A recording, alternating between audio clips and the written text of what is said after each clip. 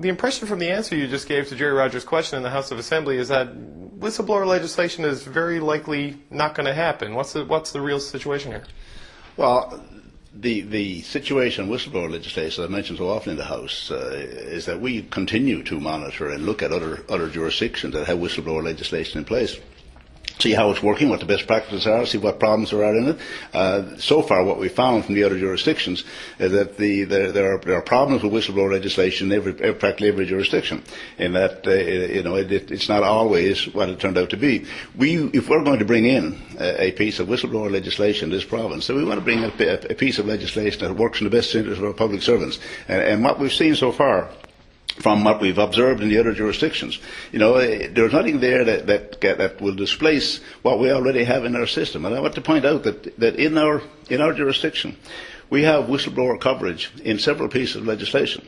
The Environmental Protection Act, the Labour Standards Act, the Occupational Health and Safety Act, the Personal Health Information Act, all have whistleblower legislation provisions that provide assurances that people will not be retaliated on the workplace. We also have, in Section 425 of the Criminal Code of Canada, a provision that makes it a criminal offence to retaliate against an employee in the workplace for bringing forward information. So there's all kinds of coverage already we have in our jurisdiction. We see nothing in the whistleblower legislation and other provinces to date that can displace anything better than what we have. So did you make an election promise without doing your homework, and now you're stuck with a promise that you're never going to fulfill because really it turns out you don't need it?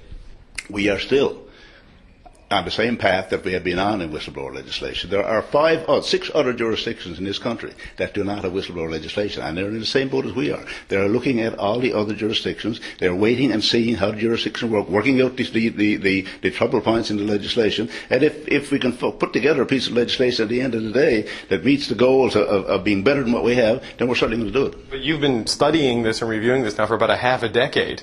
And, here we are year after year. You keep saying we're studying it, we're assessing it. I mean, people who are expecting you to live up to the promise of delivering whistleblower legislation, what should they expect? Should they expect that this is not ever going to happen because you can't find a perfect piece to model it after? They will expect us, or they should expect us, to continue to monitor what's happening. And if we can find a piece of legislation, put together a piece of legislation that we think that supersedes or betters what we have, then we'll bring it in place. And we're still on that path. There is whistleblower protection for House of Assembly employees. Has there been any problem with that aspect of the legislation? Not to my knowledge. The House of Assembly whistleblower legislation in the House of Assembly Accessibility Act, and that covers employees of the House of Assembly.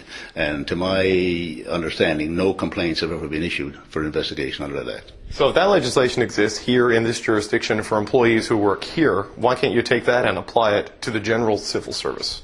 Well, again, I go back to my initial answer that with all the provisions that are in place in the other pieces of legislation, we don't need another piece of legislation to supersede that. We need a piece of legislation, all-embracing piece of legislation that can supersede and improve on what we have, and we haven't found that yet. So essentially, don't expect whistleblower legislation because we don't really need it. No, I didn't say that at all. I said we'll continue to look for whistleblower legislation if we put together a piece of legislation that serves our needs. That's better than what we have. But if you don't find a better piece, then is this dead? We'll continue to look. Is the promise dead? We'll continue to look.